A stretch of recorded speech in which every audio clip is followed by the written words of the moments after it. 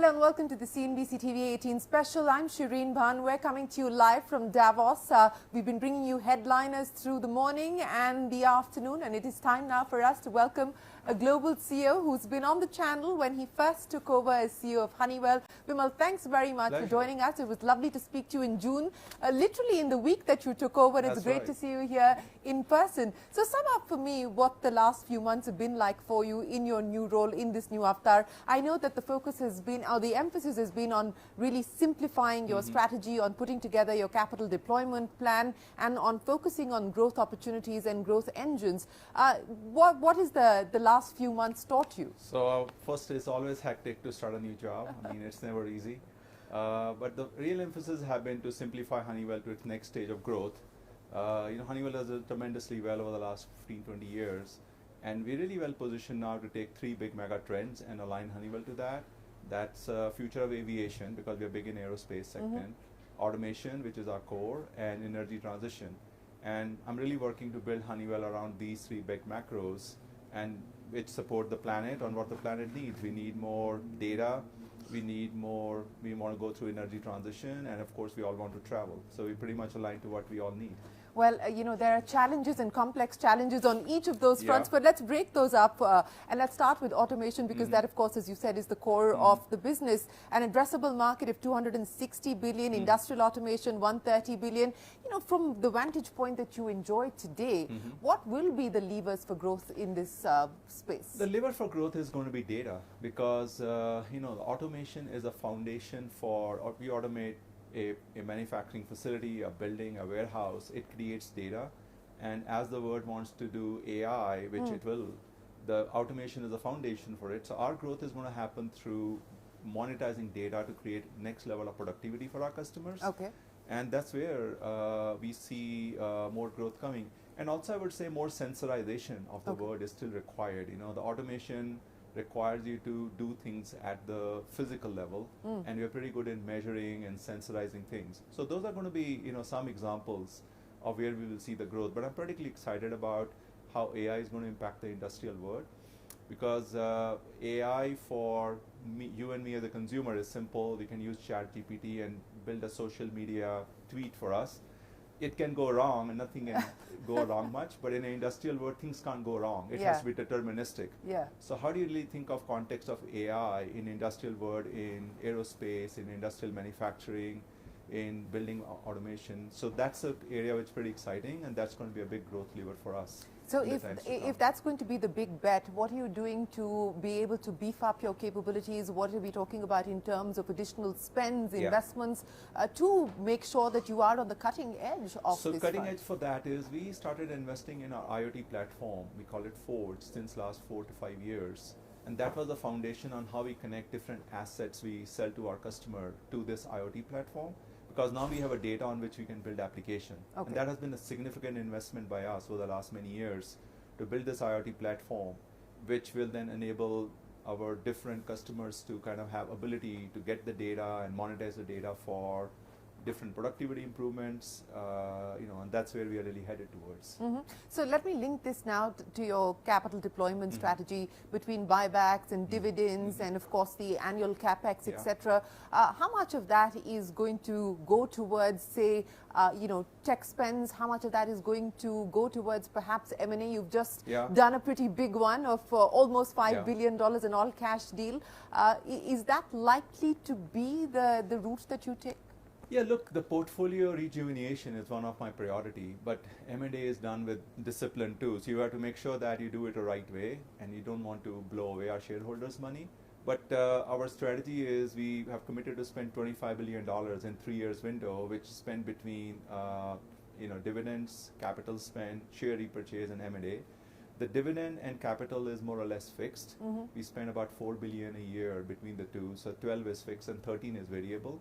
We'd like to spend more money on M&A as much as possible, and the exhibition of that is we committed almost $6 billion in 2023. Some of it will get spent in 2024, and that's a route I like to take to balance out all the 4 elements of our capital deployment.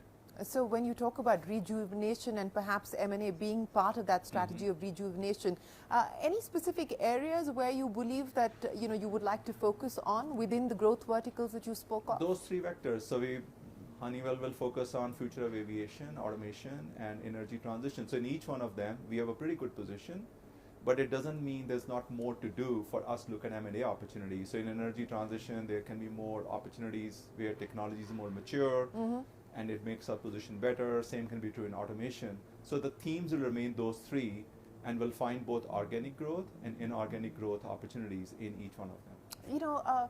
What's the picture looking like? I mean, it's been a challenging macro environment through 2023. Though the worst case that people were fearing didn't pan out. We didn't see a recession, at least not in the large markets. But is it impacting confidence, business confidence? Is it impacting spends? What's the expectation and the anticipation? Look, when the planet is stable, it's good for everybody. And when the corollary is also true. So we'll like the stability to remain. I would say long cycle investments, we haven't seen those getting impacted with a certain uncertainty exists, but short cycle they do. And certainly that impacts on our growth rates.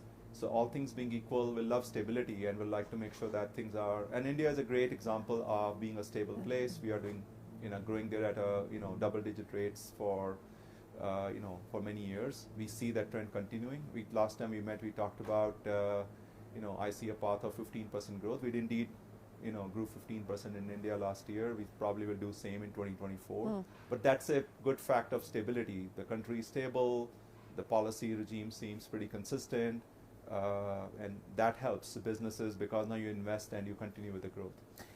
Talking about India and the growth that you just spoke of, what could it potentially mean in terms of your business in India? What could the size be over the next few years, given the fact that you've got an economy that's growing, and you've also got on each of these fronts that you've identified as growth engines, growth coming in?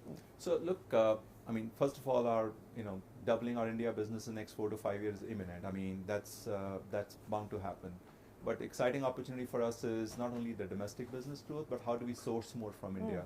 That's something which is new. As made in India is becoming more prominent, our ability to source from India is going to become a critical vector. We set up a new manufacturing facility for chemicals manufacturing in Gujarat. We started it last year. 100% product is bought by Honeywell. Okay. So it's made in India for the world, something which the country wants to promote, and we are the shining example of that. So I will see for Honeywell, India has 3 legs: the domestic business, which we will grow it very rapidly.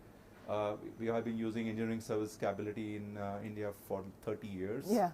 We started in 95, and now the sourcing, which is a relatively new engine, whether it's mechanical, product, chemicals, and others, I see a huge potential of that in India. So let's talk about that third leg that you just spoke of in terms of the sourcing opportunity of making in India for the world. And as you said, that this is just about, you're scratching the surface. Right. So what are we talking about? What's the aspiration, and what could it potentially mean in terms of investments to set up new manufacturing capacities, etc.? So for that, the investments we do to our supply base. So that's how it works. So when we, for example, set up this chemical manufacturing facility in Gujarat, we committed a long-term volume to our supplier. Right.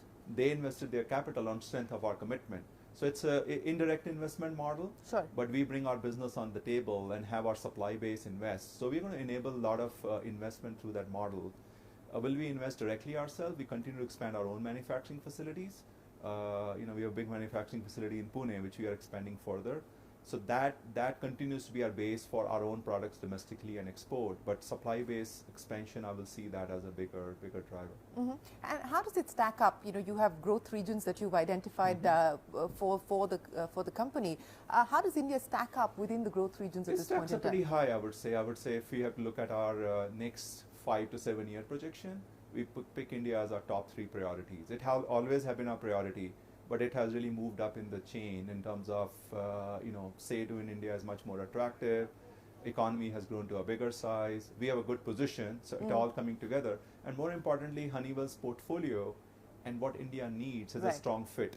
Aviation, energy, infrastructure, automation of infrastructure. This is what we do. So the fit between what India needs and what Honeywell brings is strong, which makes the case very compelling. You know, you've been with Honeywell, what, since 1989? So Yes. you've been around the company for a long time now. But in your new role, as you look at the company with perhaps a new lens, I would imagine, Yeah. you know, what are you trying to do differently outside, of course, on the core business side where you've just outlined and articulated your strategy for us? How are you treating Honeywell differently in your new role and seeing it differently as well? So seeing it differently to make it a growth-oriented company. You know, it's a little bit. Many people imagine that it's hard to grow up. You know, we are $36 billion. How do you go at a high rate in such a large company? But given the end markets we serve are so favorable, there's no reason that we grow at 6 to 7% every year. How do we enable this company to grow at that rate is my mission. That we're making Honeywell as a growth-oriented company. That's a different mindset. That's a different way to think about innovation of our products, and that's the mission I'm on. So, you know, in order for you to be able to achieve the targets that you just set out and change the mindset also, this growth-oriented mindset or more aggressive growth-oriented mindset, what have you changed on the back end? It's looking at, it really starts with how do we spend our time? Because for an organization to do something different starts with that, where do we spend our time? Are we internally focused organization, and is that where we will spend our time?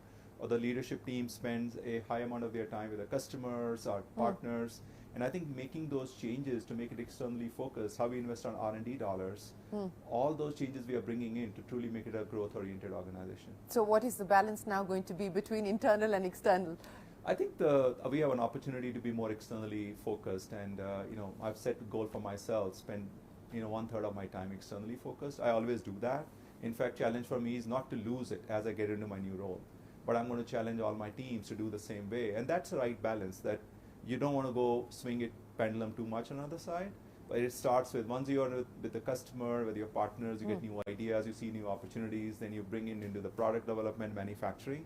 And changing that mindset is my key goal. You know, as a global CEO, and I often ask leaders this, you've of course got a business plan and business targets, but individual targets that you've set for yourself as well that could perhaps be linked or aligned to the business targets or could be completely separate. Do you have a list for yourself? Not really. I never plan more. I mean, I think one thing I've learned is that you don't plan so long in today's world. What is the time frame that you work with? What is short term and what is long term now? 18 months, if you can plan 18 months in today's world, you should have a strategic vision what you want to do with a company like Honeywell. So which I've set up to say these 3 mega trends and growth oriented companies. So that to me is my North Star. But I always think plans in chunk of 18 months because the world changes so fast. If you want to have a 3-5 year plan, probably, I think it was a smart idea to do that many years back. But the kind of technologies we play as segments, it's just hard to sustain that rate of change in that frequency. But that's also the challenge for a large conglomerate like you operating across different spaces and in different industries. To be nimble, to learn to adapt to changes quickly as is needed in this environment. How do you ensure that? How do you build in that capability? So built in that is, Honeywell has successfully transformed itself, not from being a conglomerate, but being an operating company. We have set up processes by which we run the segments pretty tightly, and that's what binds us together. And that's one of our strengths, that we are not a holding company of many companies. We are operating companies in these 3 segments, and constantly adding value is the best thing we do for our shareholders and our customers. So before I let you go, the hope that you have for 2024, we had a mood board here where we're asking people to sum up for us what the mood is like in 2024, both positive as well as what's flashing red on your dashboard. What would it be? I'm always an optimistic person. I always look glasses half full. The segment we serve, they are doing well. I think the only pressure for us is how some of the economic cycle in few places that will do. But we're pretty bullish on how the aviation sector is performing, how energy transition is performing, how world is investing more in automation and AI. These are all good trends for Honeywell. So I'm very optimistic on 2024. And when do we see you in India as CEO? See you soon. We'll let you know. Well, we look forward to that. Vimal, it's been an absolute pleasure. Thank you so much. We wish you the very best of luck and look forward to seeing you back in India as well. Thank you very much. Appreciate your time. Thank you. Well, we will take a quick break here on CNBC-TV18, but the conversations will continue. Don't go anywhere. We're back in a moment with plenty more from Davos 2024.